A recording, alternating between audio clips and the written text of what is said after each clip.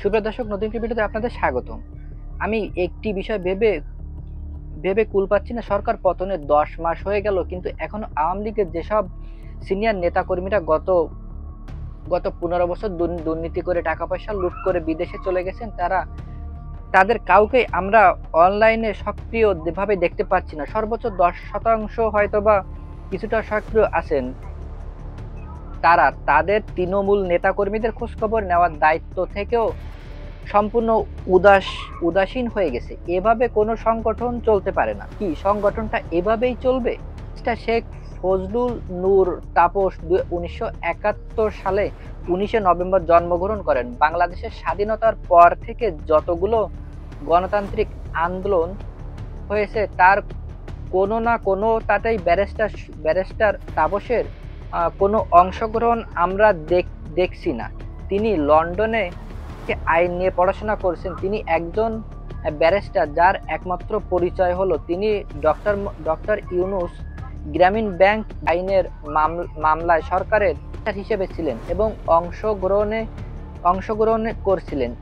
এই কারণে সম্প্রতি আওয়ামী লীগের নামে একটি উদ্যোগ তার নামে এবং Narayanganj city corporation mayor Ivy উঠে আসছে। অর্থাৎ শেখ হাসিনা অনুপস্থিতিতে আওয়ামী লীগের এই দুইজন চালাবে বলে গুঞ্জন শোনা যাচ্ছে।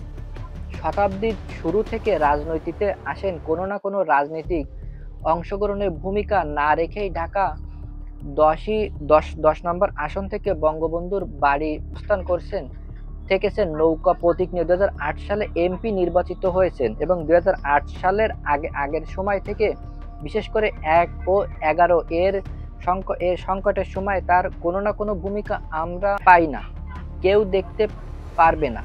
তিনি মুক্তিযুদ্ধতে অংশগ্রহণ নেন। 19 দশকের স্বৈরাচারী বিরোধিতা আন্দোলনে ছিলেন না।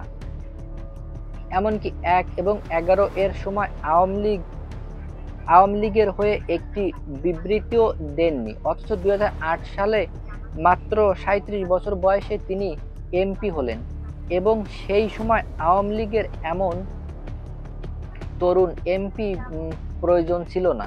হ্যাঁ, পলক সাহেব তখন হয়তোবা 2014 সালে এমপি হয়েছিলেন, আমি নিশ্চিত না।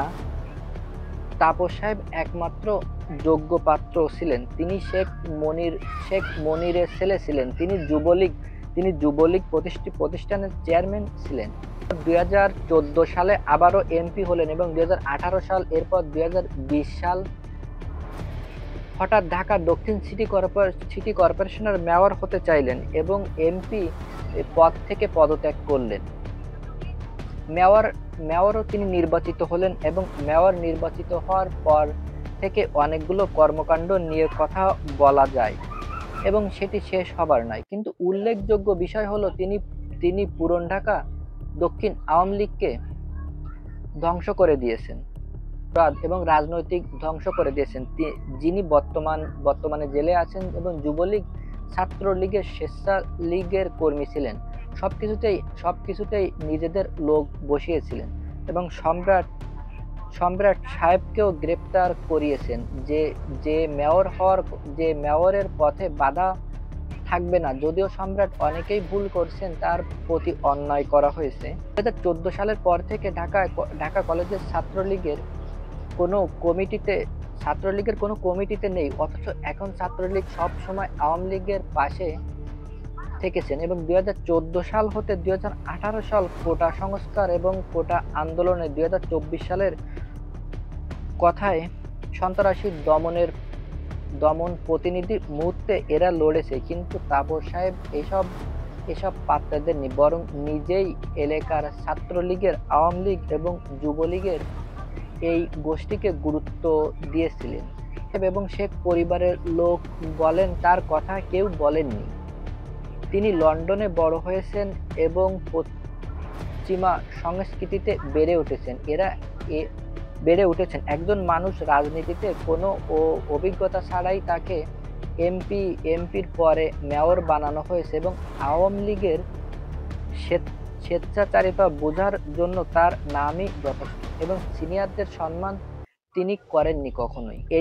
এদিকে তার বড় ভাই শেখ ফজলেল শামীম, তিনি একজন শিক্ষার্থী, ঢাকা বিশ্ববিদ্যালয়ে পড়াশোনা করেছেন এবং ব্যারাক ইউনিভার্সিটিতে পড়াশোনা করেছেন এবং ভালো মানুষ, কিন্তু রাজনৈতিক অভিজ্ঞতা নেই। তিনি যুবলীগের চেয়ারম্যান হয়েছিলেন এবং শুধু শেখ মনিরের ছেলে বলে, কিন্তু যুবলীগের বর্তমান যে অবস্থান, যুবলীগের কোনো